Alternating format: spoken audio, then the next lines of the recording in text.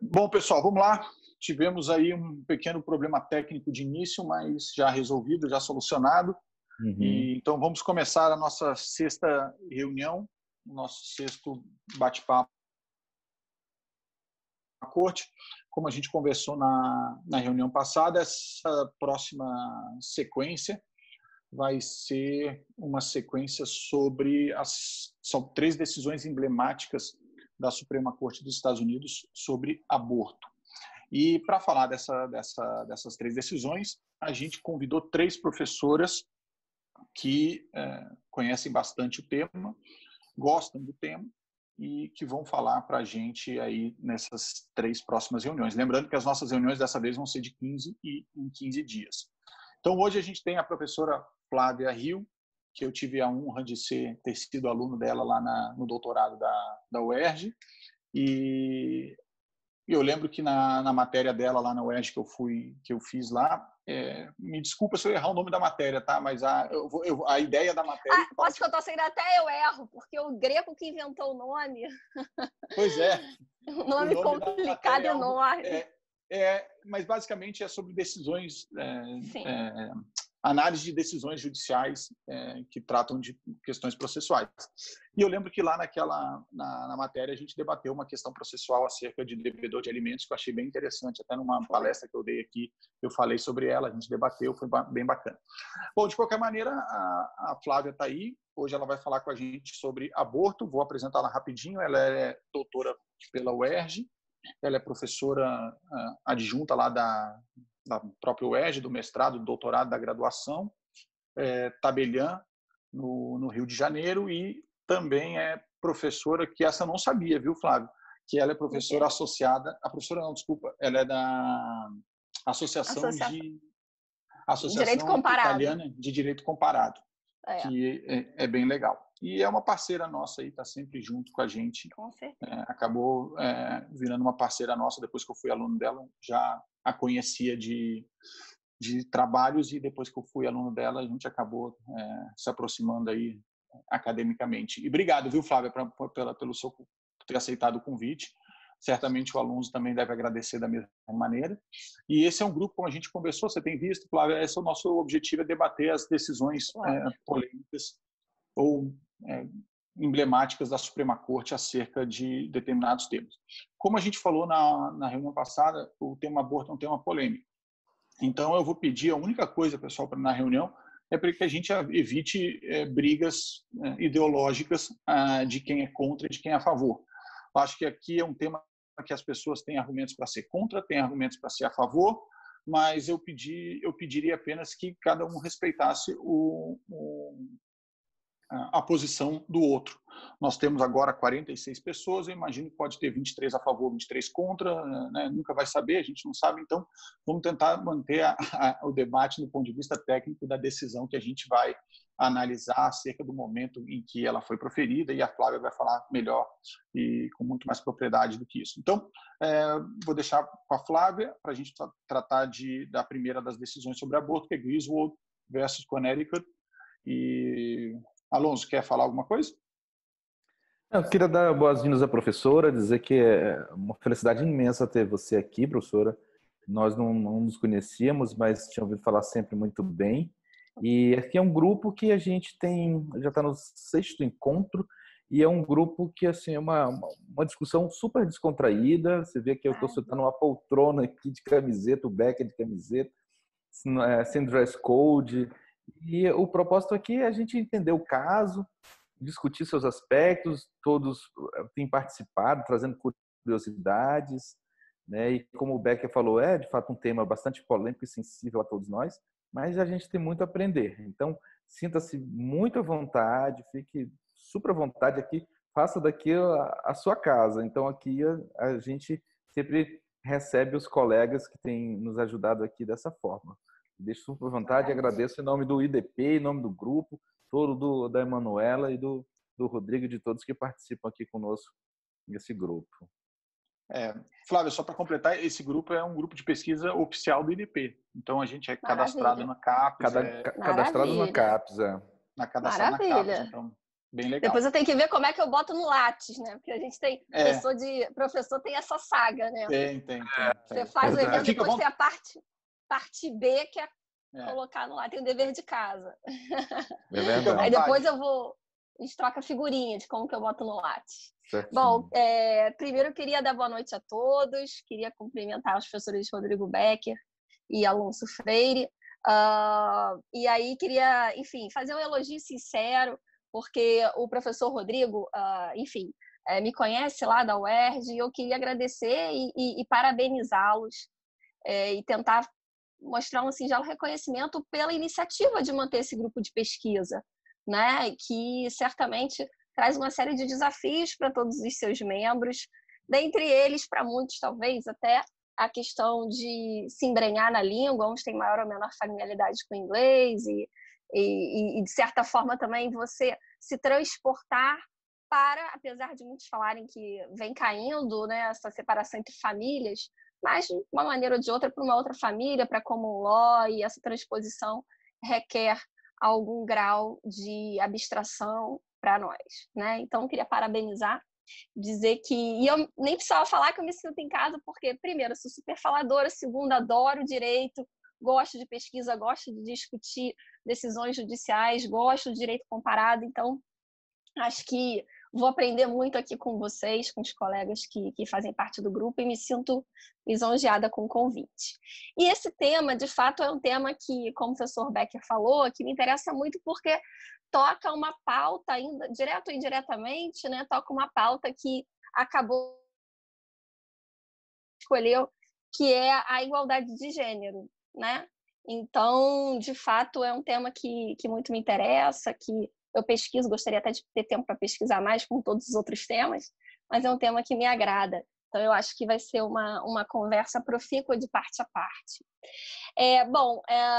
Eu estruturei a minha apresentação de 20, 30 minutos da seguinte forma: eu vou destacar, se os professores coordenadores não disserem que eu atrapalho, que eu subverto muito a organização, destacar alguns pontos como se fosse passando a limpo, alguns pontos que me chamaram a atenção e que eu acho que podem ser interessantes para pautar a nossa discussão. E que eu acho que, de alguma maneira, acredito que alguns elementos que eu destaquei, eu vou destacar, talvez sejam recorrentes no grupo. Mas é interessante esse professor que vem de fora mostrar para vocês que ele também considera esses elementos muito importantes. Então, acho que por mais que eu esteja frisando alguns pontos, esse olhar de fora ratificando que considera isso importante, né? Que são muito típicos da discussão de acórdãos da Suprema Corte norte-americana e que mais ainda agora com o CPC de 2015, que a gente tenta importar essa ideia de precedente aos troncos e barrancos, né? Eu acho que se tornam da ordem do dia para nós também. Então, vamos lá. Então, nessa decisão, Griswold versus Connecticut, a discussão central gravita em torno de uma ideia que, certamente, ao depois, que ela vou fazer o trocadilho, o embrião das decisões superiores paradigmáticas pró-aborto. E aqui, então, o primeiro passo que eles dão é na discussão em torno de uma lei de Connecticut que proibiria não apenas o uso de métodos contraceptivos por casais, casados ou não, né, pouco importa, quanto, inclusive, o auxílio, em alguma medida, a essa administração. Então, no caso concreto, houve uma liga, né, que eles chamam de Planned Parenthood League of Connecticut, em que ela, através do seu diretor executivo, que foi considerado legítimo, né, para figurar no polo passivo, quanto o seu diretor médico, eles, então, haviam sido presos por decisões de instâncias inferiores, e aqui, então, foi levado à Suprema Corte para se discutir se realmente deveria ser mantida essa condenação ou se ela deveria ser reformada, ser revertida em função de uma alegação de inconstitucionalidade dessa lei local. E aí o que nós vemos é que a Suprema Corte, por maioria, de fato, reverteu a decisão das instâncias inferiores e entendeu por inconstitucional essa lei local, né?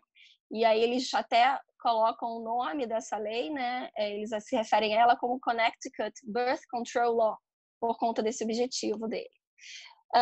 E aí, via de regra, a gente vê que eles passeiam por uma série de emendas à Constituição, e aí a gente vê que mesmo entre os votos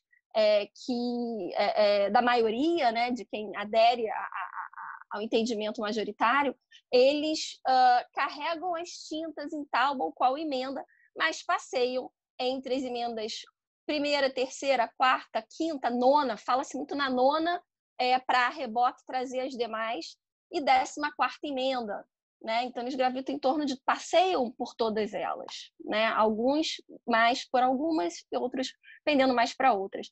Mas um ponto que me chamou a atenção eles criarem ou eles se basearem muito na construção em torno da marital privacy, né? Então, uma privacidade matrimonial, que seria uma decorrência do right of privacy. Então, a partir do right of privacy, que por sua vez já seria uma decorrência, né, um corolário das emendas, eles então, por ricochete, chegariam a esse marital privacy. Então, a gente começaria a partir, muitos deles começam com a Due Process Clause, da 14ª emenda, alguns vão pela 9ª emenda, chegam nesse right of privacy e, por consequência, como corolário, a esse marital privacy. E aí a gente já começa a chegar a alguns pontos que me chamam a atenção e que nas discussões eu acredito que isso chegue à nossa pauta, que seria a questão do originalismo, textualismo. Eu não sei se nas discussões anteriores vocês chegaram a discutir isso, imagino que sim, né? Mas eu já percebo que logo no início, um dos argumentos, para mim, a meu ver, claramente já batem no originalismo, né? Em um determinado momento que eles colocam assim, que um outro precedente, Madison and Story, deixa claro que os constituintes, vamos colocar assim, não pretendiam que as primeiras 8 emendas fossem construídas de forma a exaurir os direitos fundamentais e básicos que a Constituição garante ao povo, né, ao povo norte-americano. Então, por aí ele já bate na ideia de que haveria um exaurimento, portanto, as cartas estariam todas na mesa a partir da letra da lei, a partir do texto das emendas, e que, portanto, eles teriam essa possibilidade, esse terreno fértil, né, indo contra o originalismo, a interpretar e fazer escolhas ou reavaliar. Então, esse é um primeiro ponto que me chamou a atenção, logo no início do julgado. Mais à frente, aí a gente vem no voto condutor, se refere de novo às várias emendas que eu falei, reforça a questão da marital privacy, que eu tinha mencionado como um dos pontos chaves, e aí ele aporta na 14ª emenda, de forma muito veemente, process clause, que a gente fala, e aí ele vai dizer o seguinte, olha, o nosso ordenamento, ele protege o casamento, protege o estabelecimento de um lar e a criação dos filhos. Então, a partir dessas garantias, que todos nós, em consenso, reconhecemos, a partir dela, nós podemos, e aí, de novo, a gente rechaça o originalismo, eles rechaçam o originalismo, como consequência, nós temos que reconhecer que há direitos fundamentais adicionais que estão ao lado desses direitos que nós reconhecemos como sendo agasalhados no nosso ordenamento e como sendo de forma, vamos colocar assim, unânime, ou mais ou menos unânime, ou de forma mais confortável, como sendo agasalhados pelas emendas. E aí, vejam que interessante.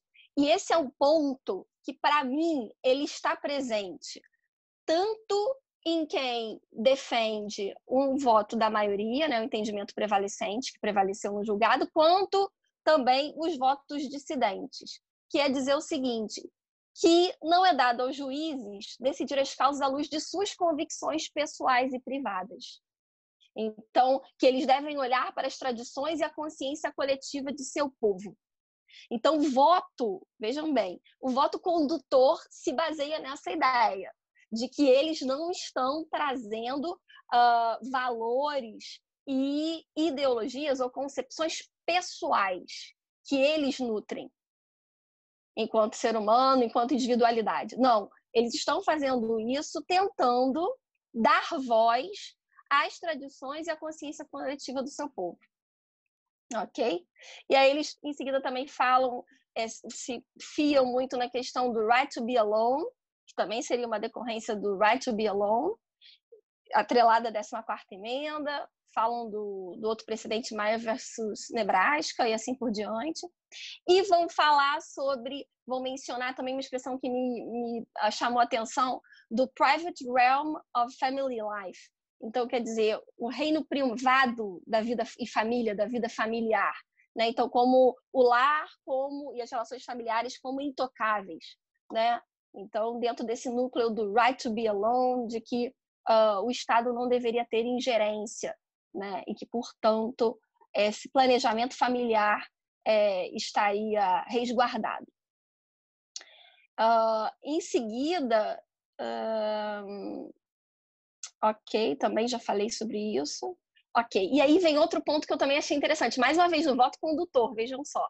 Eles falando do judicial self-restraint, ou seja, da necessidade de haver um controle do próprio judiciário, de modo a que se evite a chancela de opiniões pessoais do judiciário em detrimento dos valores agasalhados naquela sociedade, na sociedade a que o judiciário serve e assim por diante. Né? Então, o judiciário não substituindo a vontade popular, né? Que só conduziria a um déficit de legitimidade ainda maior. Então, e aí eles falam que esse judicial self-restraint, então a maioria se mostra preocupada com isso, né? E declara isso expressamente, diz que ele é possível através das lições da história, do reconhecimento dos valores básicos que subjazem a nossa sociedade e da apreciação sábia da doutrina sobre federalismo e separação de poderes e o reconhecimento do papel que exerce no estabelecimento e preservação das liberdades norte-americanas. Então, quer dizer, essa noção da dimensão do amplo espectro e da responsabilidade que proferir decisões na mais alta corte dos Estados Unidos. Então, ter essa consciência e trazer algumas balizas, algumas referências expressamente como métodos ou mecanismos desse judicial self-restraint. Então, mostra essa preocupação, mesmo no voto condutor, que vai fazer essa interpretação e declaradamente reconhece que não há uma previsão expressa de todas essas garantias que eles mencionam, mas que seria uma decorrência natural do texto das emendas. Então, quer dizer, já faz uma interpretação, mas mostra e tenta justificar essa interpretação, deixando claro que há uma consciência desses julgadores que formam a maioria de que não é um cheque em branco, de que não pode ser um cheque em branco e de que eles estão fazendo isso com comedimento, com responsabilidade, atento aos valores agasalhados, né, que nutrem a sociedade a que eles servem. Então, houve a preocupação com essa colocação, que para mim é muito ilustrativa e muito emblemática, porque é no que se bate os detratores dessa interpretação, né, e dessa interpretação, digamos que não literal, né, não tão restritiva do texto legal. E que é um embate atávico lá, né? E aí, muito interessante, porque no voto do Justice White, ele vai mencionar um ponto que os outros não mencionam, e eles vão falar o seguinte, olha, ele vai falar assim, olha, eu até me inclinaria a considerar constitucional essa lei local de Connecticut se houvesse uma razão moral sólida, ele fala. Como, por exemplo, alguma política pública que fosse justificável, e aí se a gente tiver tempo até nas discussões eu trago alguns pontos em relação a isso, de políticas públicas atuais de aumento populacional no mundo, mas não é o caso. Então, em nenhum momento se justifica isso, né, essa lei local, proibindo a contracepção, a administração de métodos contraceptivos, com base em uma política pública de aumento populacional. Mas, muito ao contrário, o que os autores, né, os recorrentes, os recorridos, no caso, o que eles alegam é simplesmente que vedam a contracepção e isso seria conjugais. E, de fato, eu tendo a concordar com ele que é uma alegação até ingênua, né? Ele diz que é ilusória. E, de fato, é ilusória, ingênua. Até porque, como ele assinala muito bem, há uma lei de Connecticut que proíbe relações extraconjugais e prevê penalidades, assim por diante. Então, enfim, é uma infração penal pelo menos naquela época, ter relações extraconjugais. Então, quer dizer, o que ele coloca é cada norma dentro do seu contexto e com a sua finalidade própria, né? Então, seria subverter a finalidade da norma e não seria um argumento moral sólido. E eu achei esse ponto também bem interessante.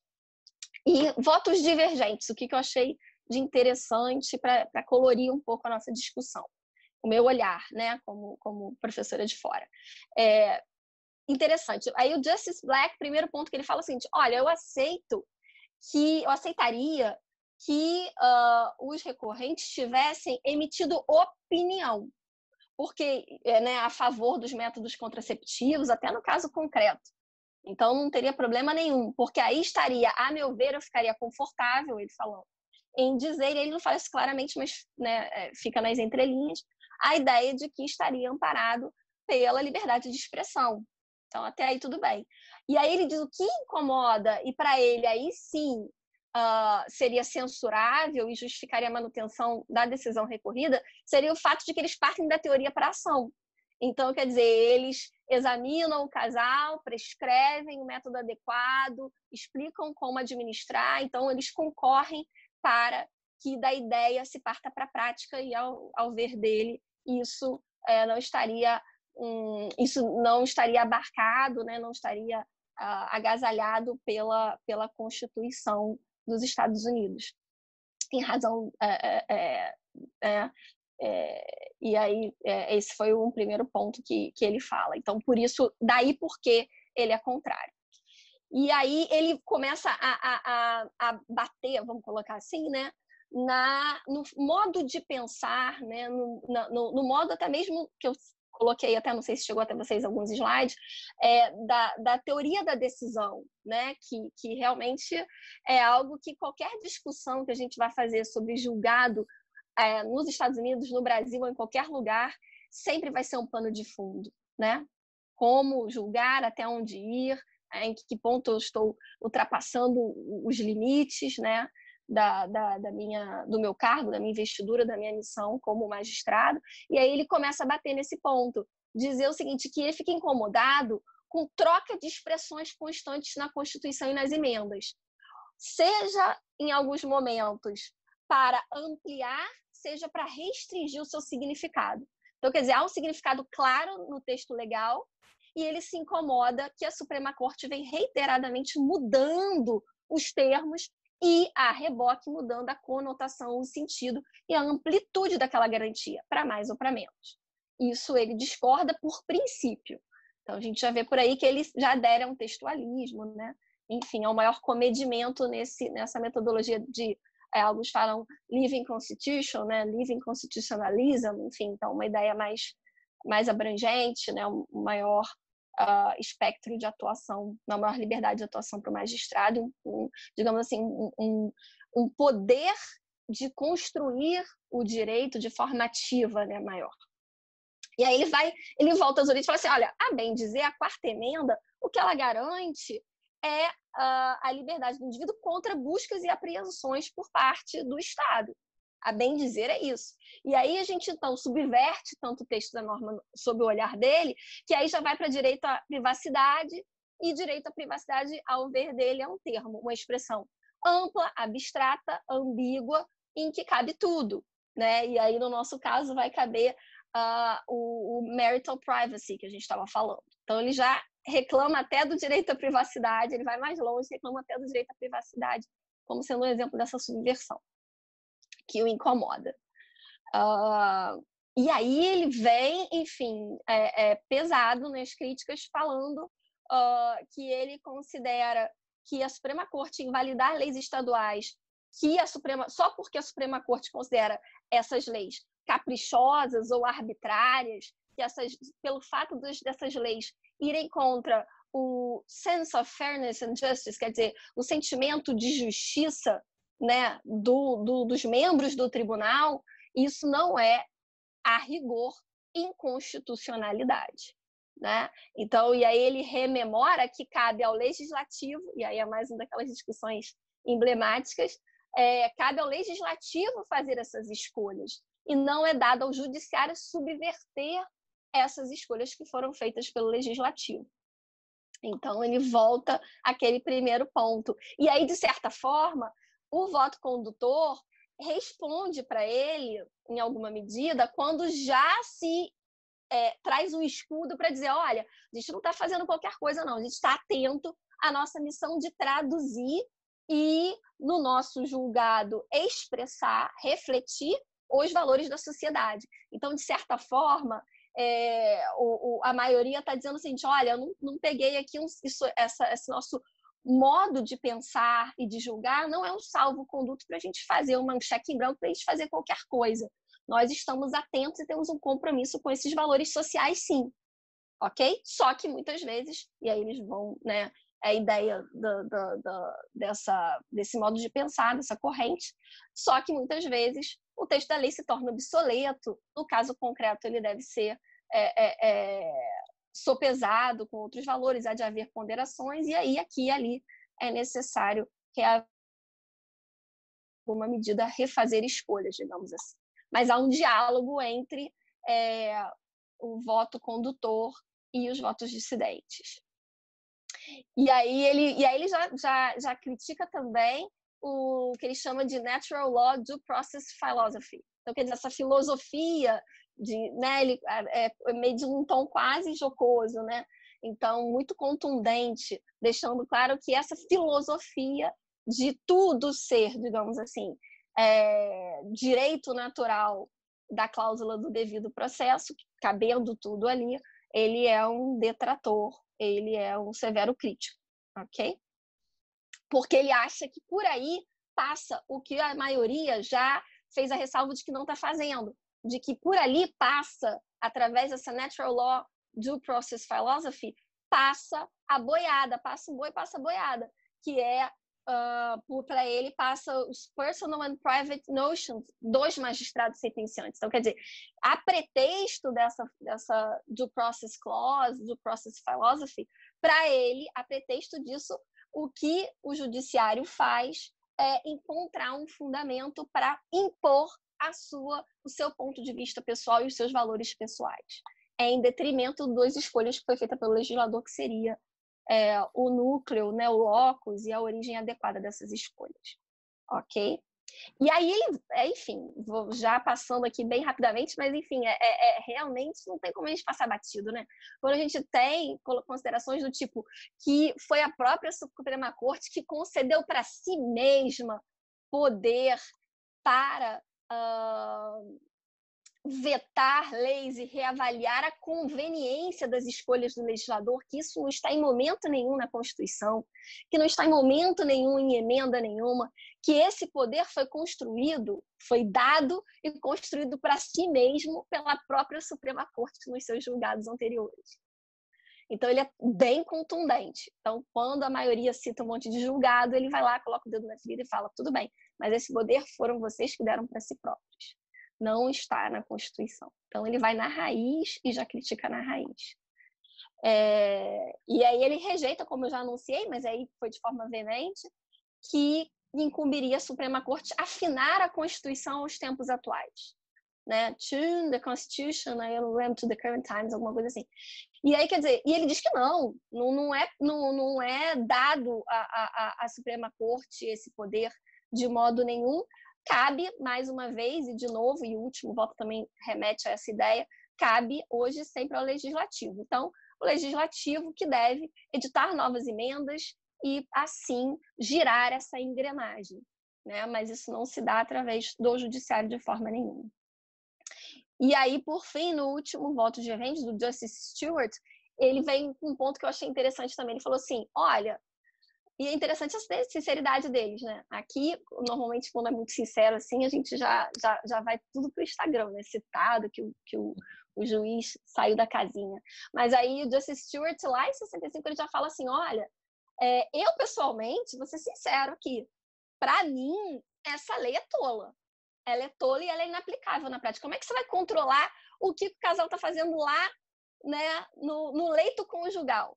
Se tomou alguma coisa, se não tomou. Nesse caso concreto, aí ele meio que debocha, né? A gente conseguiu descobrir isso, mas não é o normal. Normal é a gente não saber. Então, não me venham com essa, porque eu acho até essa lei tola. Ela é de difícil aplicação. Mas o fato de eu achar ela tola, ou estéril, ou desnecessária, ou ingênua, não a torna inconstitucional. Que essa é a minha avaliação pessoal. Então, era dado ao legislador fazer esse tipo de avaliação? Era dado. Ela é grave o suficiente para atentar contra a Constituição? Não, aí não. Entende? Então, ele faz essa distinção entre ele subscrever ou não a opção e, de outro lado, ele chegar a reconhecer que seria de tamanha gravidade quanto ser inconstitucional. Então, fica bem claro que, para ele, ser declarado inconstitucional uma lei é algo de suma gravidade. Então, seria excepcional. E ele chega até a falar, a gente presume que uma lei é constitucional. Então, só excepcionalmente que a gente vai entender o contrário. Ok? Então, esses foram os pontos e assim, acho que a ideia da dinâmica também do professor convidado é trazer um pouco, né, de qual a percepção. Eu, de fora, né, que não participei das outras discussões, o que eu considero que me chamou a atenção e que de cara já dá pano para manga. Então, eu achei assim, esses argumentos, eles dialogam entre si, eles já mostram muito, independentemente, e aí você veja como esse Justice Stewart, ele fala, parece até o seguinte, olha, eu sou a favor do controle de natalidade, de método contraceptivo, só vou falar eu uso, todo mundo usa e tal, mas eu não vou entrar no mérito de ser inconstitucional. Então, quer dizer, a gente vê que tem um grupo de juízes que já naquela época, isso é super atual para a gente, já distingue qual é o papel da Suprema Corte ou não, como sendo algo mais restrito, e um segmento que entende que deve ser mais proativo. Então, um vai mais para o lado do originalismo, do textualismo, portanto, os que defendem um self-restraint maior, né, mais tradicional da Suprema Corte, e aqueles que vão mais para o lado do Living Constitution e tal, e que defendem essa interpretação mais ampla, né, e com poder criativo maior para a Suprema Corte. E um lado já conhece desde aquela época, já conhecia qual é o ponto de vista do outro. E você vê que já se escora em alguma medida ou não para dizer, olha, eu não sou arbitrário, não. Você vai dizer que eu sou arbitrário, mas eu não sou. E o outro vai dizer, vocês vêm com aquela teoria, aquela filosofia de botequim que para mim já não cola. Então a gente vê que isso está um colorido muito forte. Eu achei essa decisão muito interessante, muito rica. Como professora de processo, eu acho que essa decisão ela é muito emblemática, ela é muito útil para a gente entender, acho que coloca muitas claras, né, tudo que muitas vezes os próprios tribunais brasileiros não enfrentam de uma forma tão aberta quanto eles enfrentam, sabe? Então, acho que coloca muitas claras o que aqui a gente tem muito melindre de falar e que os tribunais não reconhecem. Né? Então, isso que eu achei tão interessante. Aí eu não sei, eu trouxe alguns pontos que aí eu já extrapolei meu tempo, não sei se de repente a gente deixa para discussão depois, alguns pontos de um contexto que para mim é muito importante para a gente fazer a leitura. Independentemente de ser pró ou contra, em cima ou embaixo de um lado ou do outro, direita ou esquerda, eu acho que é um pano de fundo que eu acho, vou ser bem sincera, eu como meu marido brinca que eu sou feminista processualista, ele inventou essa categoria. Então ele brinca, você como feminista processualista, eu como feminista processualista, eu acho que é uma discussão, e eu não sei se as mulheres do grupo concordam ou não, que não é colocada. Quando você fala de método contraceptivo, de aborto de qualquer coisa, a meu ver, vou ser bem sincera, tá? Eu acho que, independentemente de ser pró ou contra, eu acho que tem uma premissa anterior que a gente não enfrenta, que é o seguinte: a escolha dos casais, no nosso caso, ou da mulher, no caso do aborto, ou do casal, seja lá como for, de abortar ou não, de usar método contraceptivo ou não, até que ponto, hoje em dia, não digo em 1965, mas hoje em dia, ela é genuinamente livre e consciente. Até que ponto há essa liberdade, tá? Então, esse é um ponto. Porque para você dizer que houve a escolha, que foi feita a escolha, essa escolha livre, a outra opção tem que ser viável também. Tem que ser viável também. E eu não sei até que ponto que a outra escolha ela é viável e, portanto, fica inquinada a própria liberdade de escolha. E aí, enfim, quem quiser já discutir, se intrometer, para mim eu já até acabei minha exposição, tá? Estou aqui já partindo para os debates. Por que eu estou falando que é uma premissa para uma escolha genuína e livre?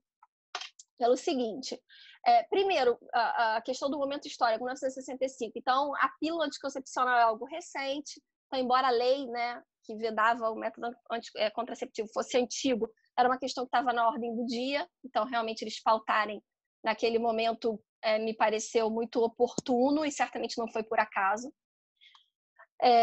E a questão também daquele ponto que um dos juízes menciona, de que no voto dissidente, em que ele fala assim, olha, se tivesse uma política pública de incremento, né, da população, de aumento da taxa populacional, aí tudo bem.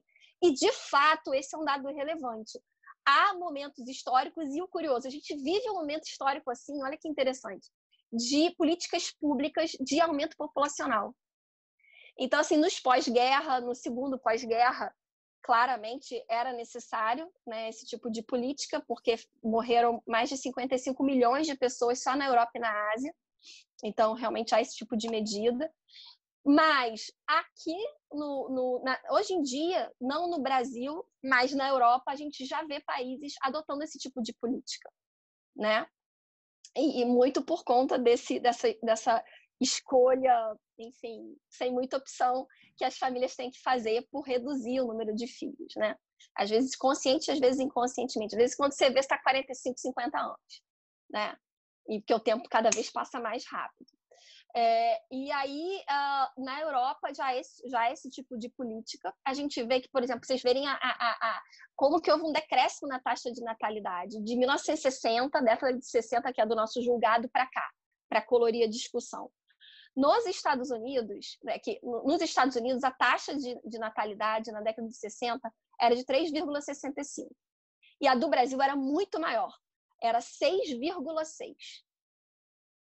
E isso mudou totalmente. Embora ambos os países tivessem tido um decréscimo na taxa de natalidade significativo, hoje a taxa de natalidade nos Estados Unidos é maior do que a do Brasil. Então, nos Estados Unidos é 1,77 e no Brasil é 1,74. Vejam que curioso, né? E aí a gente vem a questão que eu falei para você, né? Para vocês, dessas circunstâncias muito, com todo respeito, adversas, né? Que pesam na escolha do casal ou da mulher entre ter filhos ou não, né? Então, isso mudou drasticamente da década de 60 para cá. E inverteu os polos. E em relação a essas políticas de natalidade que estão sendo feitas hoje em dia, estudos da própria BBC dão conta de que na Europa, os países que estipulam, como a Itália, né, desde 2015 para cá tem tido isso, de uma única parcela, né, de 800 euros por filho, não é eficaz. Para que os casais se sintam confortáveis e seguros de fazer uma escolha por ter filhos, é necessária uma política pública ampla que seja perene e estável, a longo prazo. Então, isso de 800 euros, e aí salve-se quem puder, e aí um beijo, um abraço e eu tô fora, agora toma que o filho é teu, não dá resultado. Aí a gente volta a estaca zero. Já que é assim, então vou continuar como eu estou.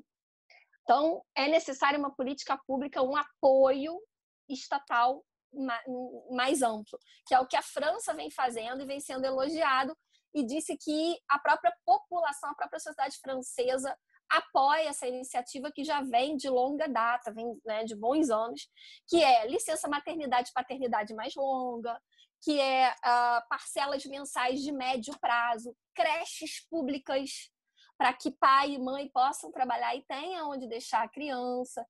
E aí que essa escolha, vê se vocês entendem o que eu quero dizer, essa liberdade, ela seja genuína. Porque você diz assim, tá, você escolhe, mas olha, você já fica sabendo que se você tiver filho, é cada um por si. Não vem atrás de mim. Então é você pai, você mãe, ou na realidade mais recente, você mãe, que vai ter que tomar conta sozinho. Entende? Então, é uma escolha que está inquinada, uma liberdade está inquinada na origem. Né? Porque ou você é a Mulher Maravilha, ou então você não vai ter filhos. Porque não vai ter ninguém para te apoiar. Nem o Estado, nem a sociedade, nem ninguém. É você sozinha mesmo. Então, a gente vê que você ter essa ação conjunta, essa política pública ao longo do tempo e ampla, a própria BBC deu conta de que a sociedade apoia. E a França tem, ali na Europa, a taxa de natalidade mais elevada. Então, na França, e aí eles falam, como é que eles chamam? Sucesso fértil francês, a expressão que eles usam. É de 1,92, o ideal é 2,1, pelo menos para manter o volume, o número de nacionais. É de 1,92, enquanto na Itália é 1,3, na Rússia 1,43 e por aí vai. Então, quer dizer, a França está melhor do que os Estados Unidos e o Brasil. Ok? E essa mulher francesa sendo processualista ou não, mas sendo, né, na sua essência lá, feminista raiz, né? Então a gente vê que como que é curioso isso. E aí eu falo, para você ser feminista, você tem que ter o direito de escolher se você quer ser mãe ou não. Porque como que a gente vai dizer, eu sou feminista, mas eu não tenho a escolha de ser mãe ou não, né? Então a gente ser mulher, a gente tem que ter o direito e ter a opção de querendo ser mulher. E nem por isso você, para eu ser mãe, aí agora eu não posso exercer mais nenhum outro desdobramento ou segmento da minha personalidade. Aí, como eu disse, é a teoria da Mulher Maravilha, né? Que não é o caso. E aí vem a questão, e aí podem me interromper, tá, gente? Dá alguns pontos só para a gente refletir. A responsabilidade social pela criação dos filhos. E aí, no artigo que eu escrevi sobre igualdade de gênero no processo civil, eu falo muito da desigualdade estrutural. Quando a gente fala de igualdade de gênero, sobre essas escolhas que a administração não de método contraceptivo, de ter 1, 2, 3 filhos, de fazer aborto ou não, a gente tem que levar em consideração a desigualdade estrutural entre mulheres e homens.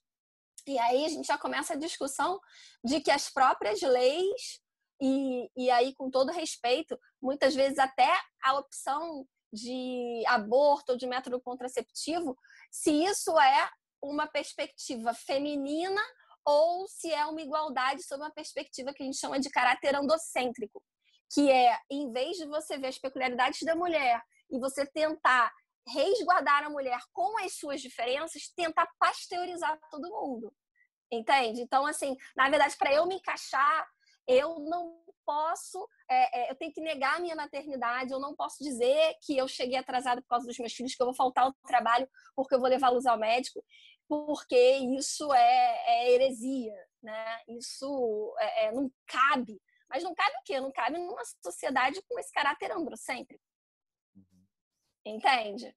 Porque se você dá esse direito de escolha, você tem o direito de escolha de não administrar esses métodos, de ter quantos filhos eu quiser, tal, para que essa escolha seja livre, então eu tenho que poder falar, né? E aí no meu artigo eu falo que uma das primeiras dicas, uma executiva falou, que ela nunca se esqueceu que 20, 30 anos atrás, quando ela entrou no estágio, já falaram para ela o seguinte, olha, você fala tudo. Fala que o pneu do carro furou, qualquer coisa, mas você não fala que você já chegou atrasado ou faltou ao trabalho, porque você foi levar o filho no pediatra. Senão você vai ser demitida na hora. Então, eu acho que a gente já começou mal aí. Entende? Já começou mal. Que escolha é essa que eu vou fazer se eu não posso chegar no ambiente de trabalho e falar a verdade, né? Então, ver essa desigualdade estrutural e considerá-la em todos os segmentos da vida, né? Da vida do ser humano, mulher ou homem, tá? E aí, a reboque também estou falando da paternidade, né? Claramente. E aí a gente tem a questão do Estatuto da Mulher Casada, que aqui é de 62, né? E aí vai lá, mudou a redação do artigo 246 do Código Civil de 16, para dizer claramente, poxa, em 62, dizer claramente que a mulher pode exercer profissão lucrativa, que o produto do seu trabalho é dela, é bem reservado, enfim, para chover no molhado. Né? Depois a gente teve a lei do divórcio em 77 aqui no Brasil.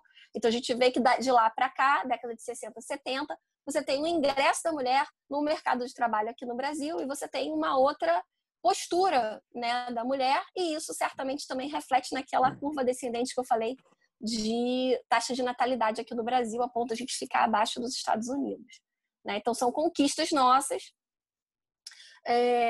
mas que não foram acompanhadas de uma mudança dessa perspectiva androcêntrica e não foram acompanhadas de uma corresponsabilidade, vejo eu assim, na criação dos filhos e uma solidariedade em relação ao papel da mulher e da maternidade da mulher, principalmente.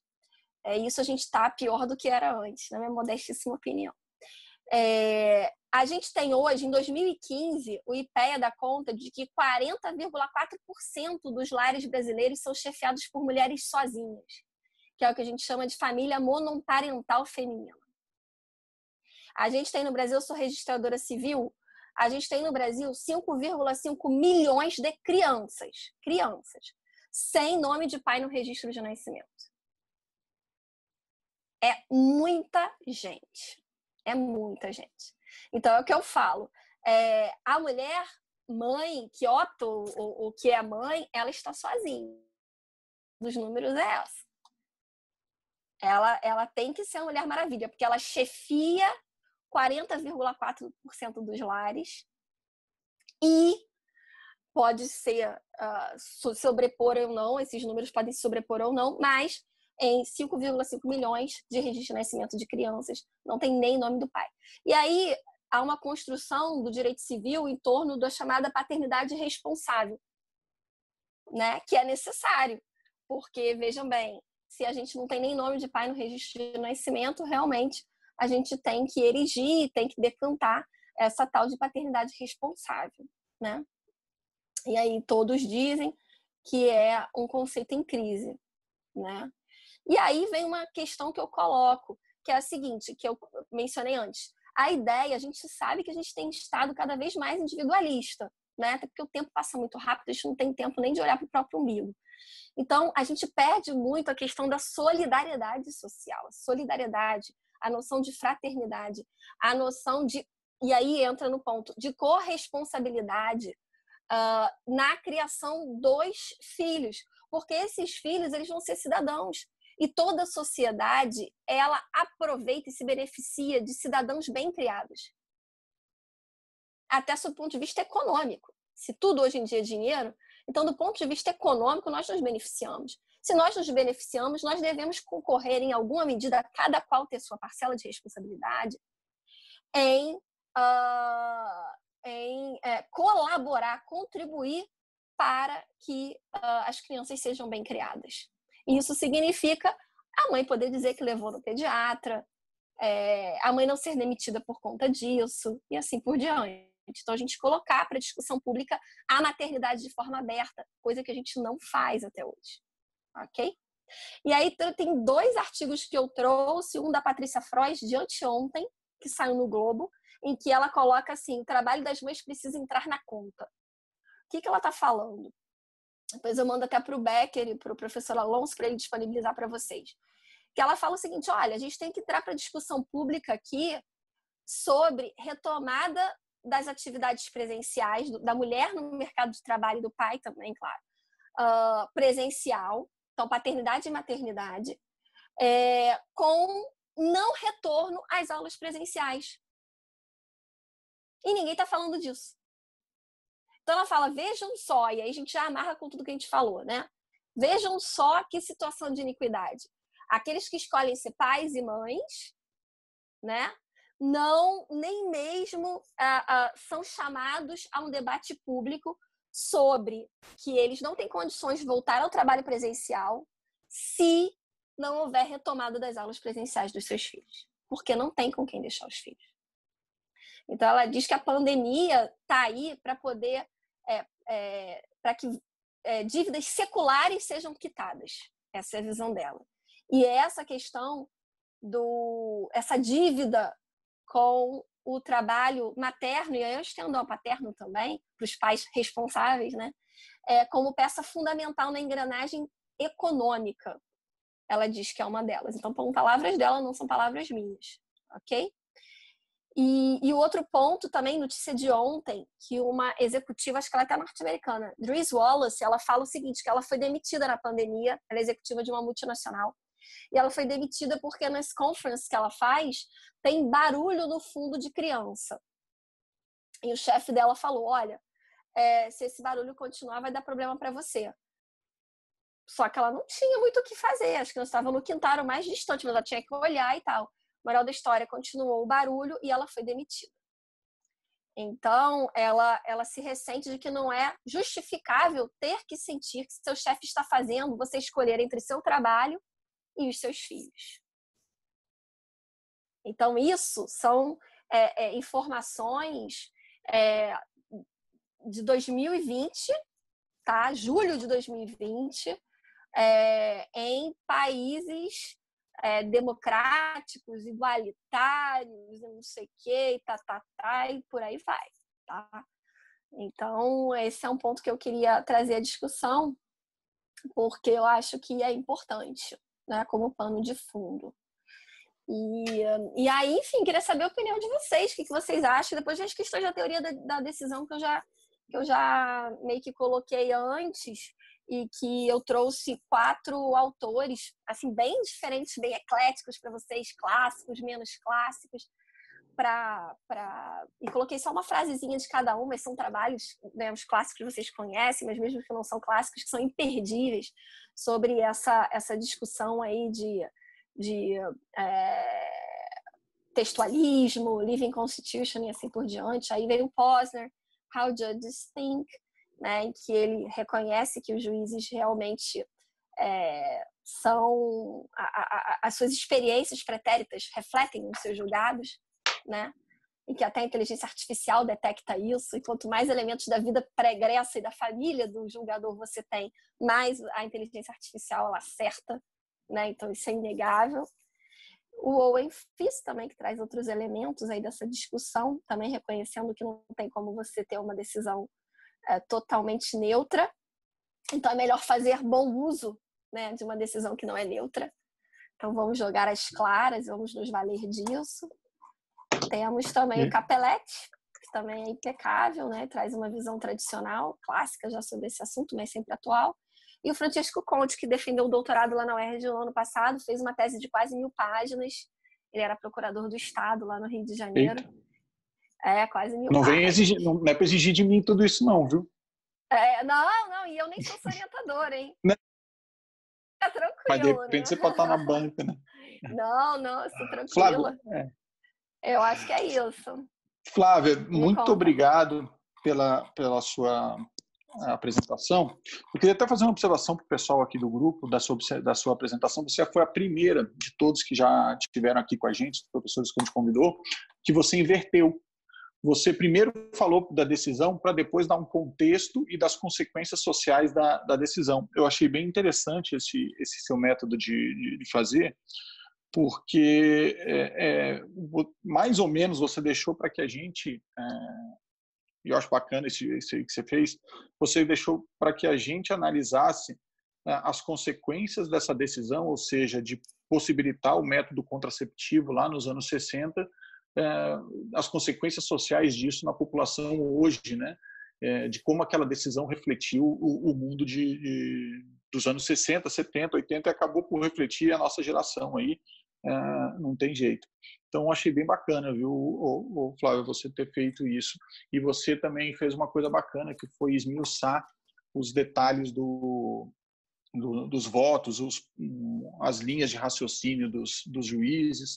Então, quero te agradecer muito pela sua exposição. Eu tinha certeza que ia ser ótima, como sempre, até porque as suas exposições nas aulas lá, quando a gente tinha aulas, eram sempre excelentes.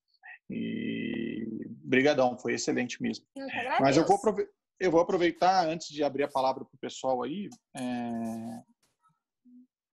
Olha, a Emanuela acaba de me dar uma informação aqui, que o Francesco Conte está te assistindo. Que honra! Que honra! Ele está aqui. Uma grande honra.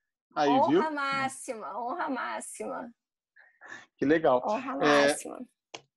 Flávia, eu vou fazer algumas observações. A primeira de cunho, a gente sempre traz aqui uma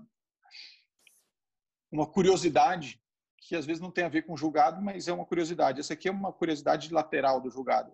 O relator desse caso, a gente não chama de relator na Suprema Corte, né, mas vamos botar como relator, ou seja, o juiz designado para escrever o voto, ele foi o William Douglas, que é o juiz que tem duas curiosidades interessantes. A primeira é que ele é o juiz com mais tempo de Suprema Corte americana da história. É o juiz que mais tempo ficou na Suprema Corte. E a segunda é que ele foi um juiz nomeado aos 40 anos.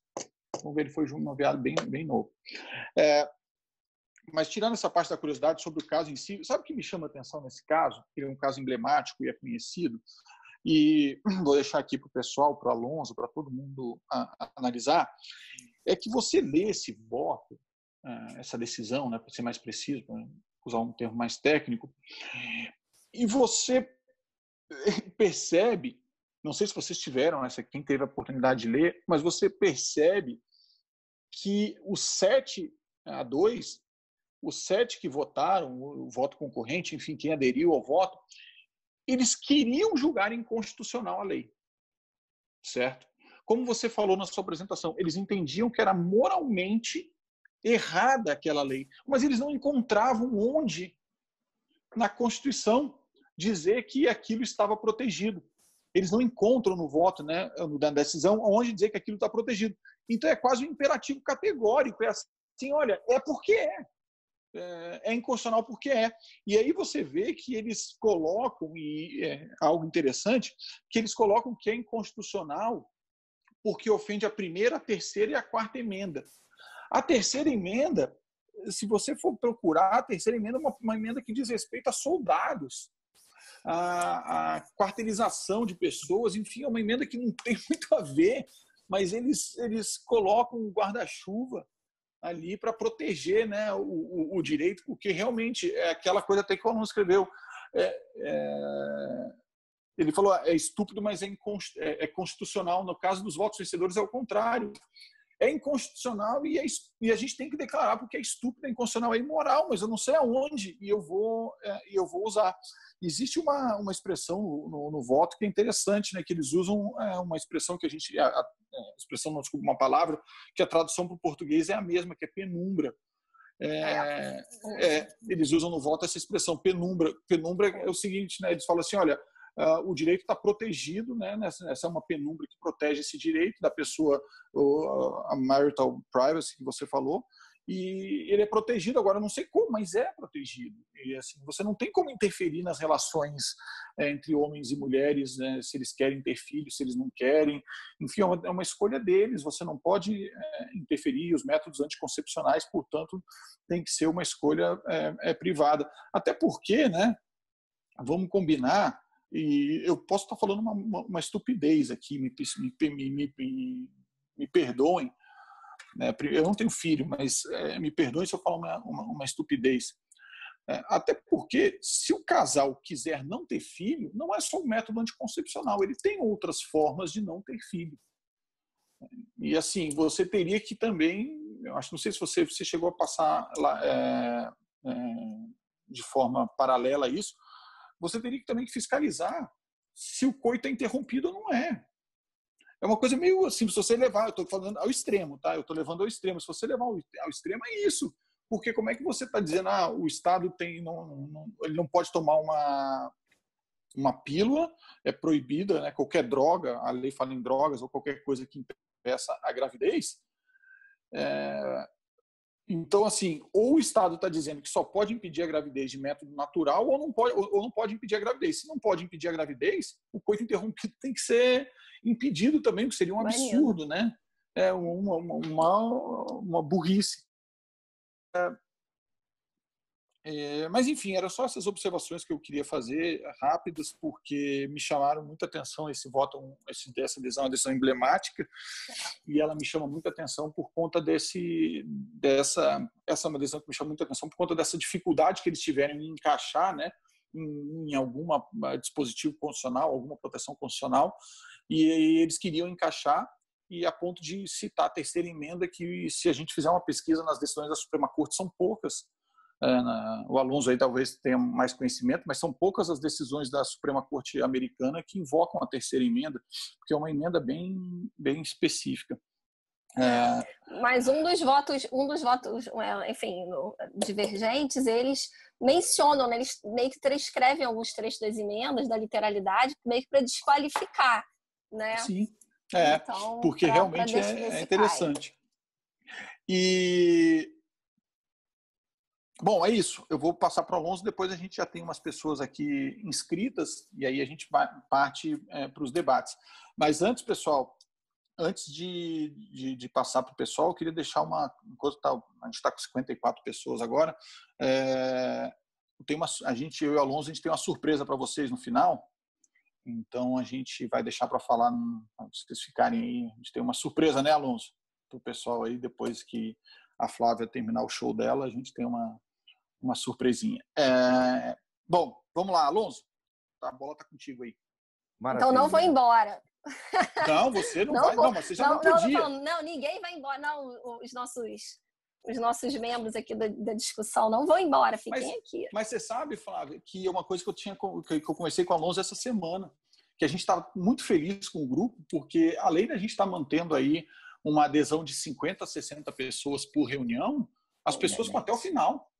Eu recebi mensagem hoje de participante dizendo: professor, você queria justificar que eu não vou poder participar, uma porque perdeu um parente, outra porque teve um imprevisto, mas estão sempre se justificando. Exato. Bem interessante. Eu vou virar um membro, eu vou virar penetra no grupo. Ia ser uma honra pra gente.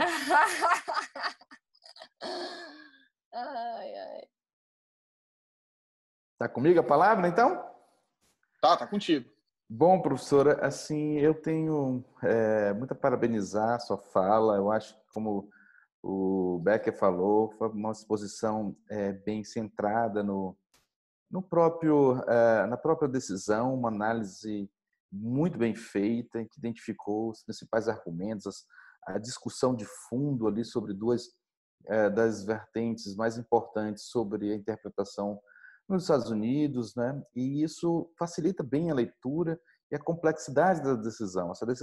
Essa é um daqueles casos no acervo jurisprudencial da Suprema Corte em que, embora seja uma decisão, uma lei boba, mas ela provoca uma reflexão a partir, sobretudo, dos próprios argumentos declinados pelos juízes da Suprema Corte. Diferentemente de casos passados que nós trabalhamos, onde o contexto, a própria questão envolvida, né, com os casos que envolviam o desenvolvimento da Corte no que diz respeito à igualdade racial, já eram em si problemáticos.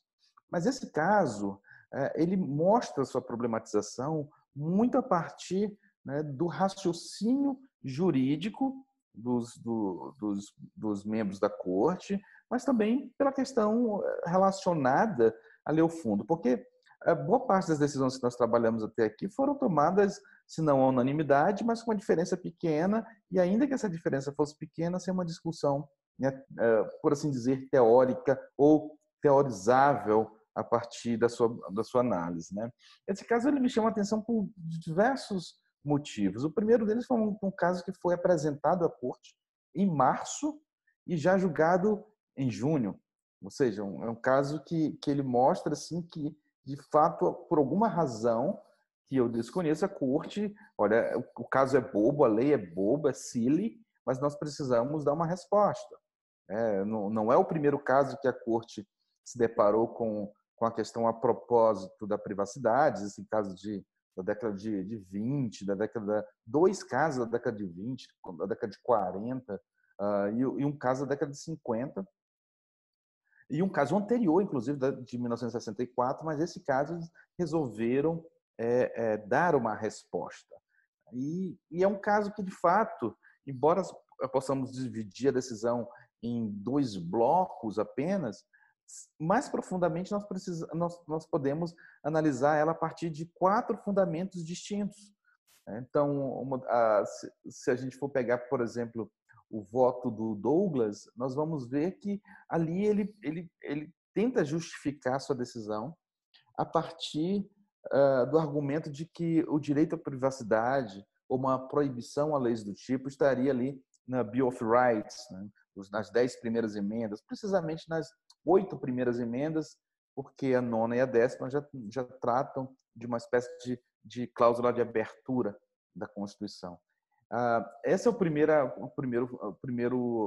por assim dizer, raio de argumentos na decisão, a do Douglas. Um outro conjunto de decisão vai dizer lá que, na verdade, não é bem apenas o Bill of Rights, mas a Constituição interpretada em seu espírito, ela se abre, ela não tem como não reconhecer o direito à privacidade e acho, não, na verdade, isso mesmo, esse é um argumento liderado por aquele que eu considero o maior justice da Suprema Corte americana, que é o William Brennan Jr., e ele é aquele que vai decidir tempos depois estender o argumento de Greenswald para casais não unidos em matrimônio.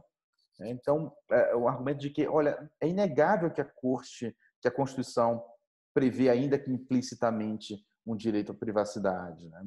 E aí uma que tenta mesclar essa argumentação dizendo que, na verdade, não apenas o Bill of Rights, mas as cláusulas de abertura da 9ª emenda, principalmente, né, elas permitem uma interpretação proibitiva de normas desse tipo. Aí apenas, como já era esperado, o Hugo Black que vai dizer, olha, a lei é boba, mas ela é constitucional. Então, é um caso que, de fato, por isso eu achei super interessante, eu comentei há pouco com o Becker, a exposição, porque a exposição dessa decisão mostra como, em alguns casos, a Suprema Corte ela está em um embate teórico a propósito da interpretação e a propósito de como considerar precedentes. Como eu falei há pouco, alguns precedentes da Suprema Corte tinham se negado a reconhecer um suposto direito à privacidade. Então, essa decisão ela foi liderada por uma interpretação majoritária de que esse direito estaria previsto no Bill of Rights, nas 10 primeiras emendas. No entanto, historicamente, na evolução da interpretação da Corte, a interpretação vencedora foi a do Brennan, né? Ou seja, de que o direito à privacidade ele independe do Bill of Rights, da 10ª emenda. É um direito implícito. Né? E é por isso que a gente vai ter uma evolução, nós vamos ver nas próximas reuniões, desse chamado direito à privacidade, até Lawrence versus Texas, aí de 2003, quando se estende esse direito às relações homoafetivas, né? Ou seja, a prática de sodomia, inclusive. Então, a maioria foi formada por meio de uma leitura um pouco mais restrita, mas a leitura constitucional vencedora foi a do William Brennan Jr. Bom, uma outra questão que me chama a atenção, aí que envolvida nessa decisão, é a própria consideração da 9ª emenda à Constituição norte-americana, que ela influenciou um conjunto de constituições ao redor do mundo, inclusive a nossa própria Constituição atual. É uma redação que ela reconhece direitos não enumerados e que se assemelha ao parágrafo 2º do artigo 5º da Constituição brasileira, que vai dizer que, depois de fazer um rol de 78 incisos de direitos fundamentais, vai dizer, olha, existem outros direitos decorrentes do regime de princípios, o que os portugueses chamam de uma cláusula de abertura constitucional. Então, é uma decisão importantíssima do ponto de vista da argumentação, de como a Corte construiu aquilo, dividida nos argumentos, uma série de argumentos que vão anular a lei, mas com propósito, com fundamentos bastante distintos. Então, é uma decisão absolutamente interessante desse ponto de vista. E, de fato, a gente vê assim que a Corte queria decidir. Havia uma pressão, nós estamos falando de 1964, quando então começa a surgir, ainda que ali em poucos estados, um movimento feminista que vai se consolidar na década de 70, com a sua teorização e com uma influência muito mais marcante na Suprema Corte americana, com casos como Roe versus Wade, que na verdade foi um caso, uma fraude à corte, foi fraudado cá, no caso, para provocar a decisão que foi tomada e que, né, depois foi esquecida pela Suprema Corte por um conjunto, uma espécie de backlash social, né? A história das lutas por reconhecimento são sempre assim: você reconhece, depois vem um backlash, depois vem uma reação adversa e segura aquilo e vai, né, todo tempo nesse tipo de embate. E é um caso que a gente sente que o movimento feminista estava já pressionando a corte. Tanto que, como você bem falou, Flávia, foi um caso que foi surgido por uma instituição, né, de gestação planejada, né, o Planned Parenthood, que tinha um instituto em New Haven, em Connecticut, que inclusive só para dizer, New Haven é onde fica Yale, e esse instituto era presidido pela esposa do reitor, à época, de Yale, né, junto com outros médicos que deram origem ao caso, que, portanto, né, chegou até a Suprema Corte. Mais uma vez, a gente vê um caso que foi uma provocação, porque, e mais uma vez, Becker e Flávia, nós estamos diante de um caso constitucional relevante e que tem questões, implicações do ponto de vista do direito processual. A Corte se negou muitas vezes a analisar essa legislação, dizendo que não havia standing, ou seja, que não havia aquilo que a gente pode traduzir, talvez forçadamente, mas traduzir como falta de interesse, né? Ou seja, não havia interesse. As partes que levavam essa questão à Corte não demonstravam o interesse de agir, porque elas não havia afetação.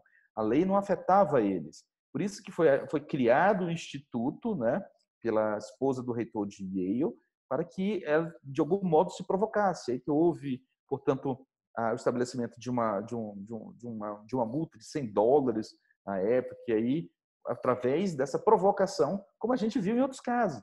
O caso recente, que analisando, Roe é assim, e outros casos, né, de uma provocação da Corte para que ela se manifeste. E a Corte disse, olha, não tem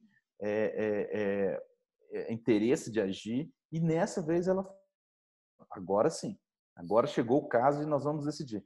Então, é curioso como esses grandes casos constitucionais, né, Becker, que nós vimos aí, de lá para cá, sempre tem uma questão interessante. Esse inclusive, tem na preliminar, que eles tratam da legitimidade, eles falam, né, que, olha, realmente aqui, em outros casos, acho que eles falam, né, em casos passados não tinha legitimidade, mas nesse tem. Só que, assim, o nesse tem é para julgar, né? Então, é um caso super legal. Justamente, do ponto de vista processual, o caso é interessante, mais uma vez, embora tenha um contexto muito mais de luta por reconhecimento. E, a partir desse caso, é que me parece surgir, ali surge, portanto, uma controvérsia muito interessante do ponto de vista da teoria constitucional, que é sobre a existência ou não de direitos constitucionais implícitos, né? O que o Dworkin vai dizer que foi uma grande vitória para a teoria da Constituição, esse empurrão da Corte em reconhecer que a Constituição possui direitos também implícitos. Então, eram essas considerações que eu queria fazer. Acho que é um caso que ele vai servir, aquilo que o Barroso vai chamar de um empurrão na história, né? Porque ser um reconhecimento aqui do direito à privacidade, a Corte não reconheceria ali em tempos depois, em outros casos. Por exemplo, eu acho que 7 anos depois a Suprema Corte reconheceu, com uma decisão ali redigida pelo William Brennan Jr., vai dizer o seguinte, olha, essa inconstitucionalidade, ela não é apenas para casais unidos em matrimônios. Essa inconstitucionalidade de leis desse tipo também deve ser reconhecido no que diz respeito a casais não unidos em matrimônio. Porque, do contrário, né, está se violando não apenas a privacidade, mas também a igualdade. Então, é um empurrão na história muito importante. Eu acho que talvez seja a decisão, né, ao se reconhecer a privacidade, que mais influenciou esses movimentos feministas e movimentos de minorias estigmatizadas, como a gente vai encontrar lá em Bowers versus Hardwick, e depois em Lawrence versus Texas, em outros casos mais recentes. Então, do ponto de vista da teoria da Constituição, o caso é muito interessante. E o que às vezes me causa estranheza nessas decisões da Suprema Corte é que a redação da nona emenda ela é clara. Ela vai dizer assim, olha, existem outros direitos que os americanos têm que não são enumerados. Então, aí ficou essa controvérsia. Aonde está esse direito? Aonde está esse direito? Quando a própria nona emenda diz, olha, existem outros direitos não enumerados. Né? Aí vai se tentar construir um argumento com base no Bill of Rights ou com base na 14ª emenda, né? Mas, como a professora... Se não me engano, Alonso, eles tratam na decisão eles usam a expressão na decisão implícito, né? Acho que eles usam implícitos, né? Mas a nona emenda fala de direitos não enumerados, ou seja, direitos que não foram estabelecidos aquelas 10 emendas, né? Então, e às vezes eles ficam assim, olha, eu quero encontrar onde é que está esse direito aqui, está na 14ª emenda, até na 3ª emenda, forçaram, quando a própria Constituição diz lá, existem direitos que não precisam estar aqui, né? Não precisam estar enumerados.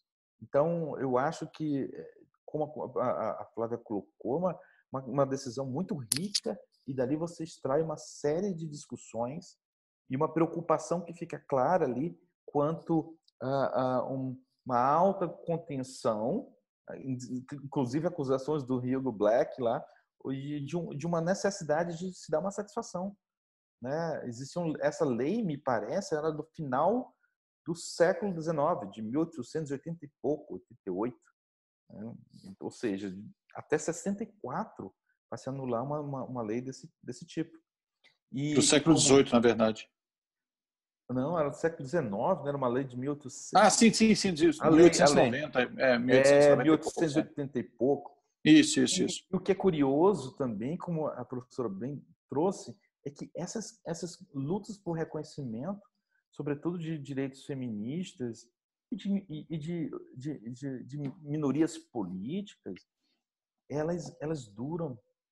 Não, elas são assim, é uma batalha longa.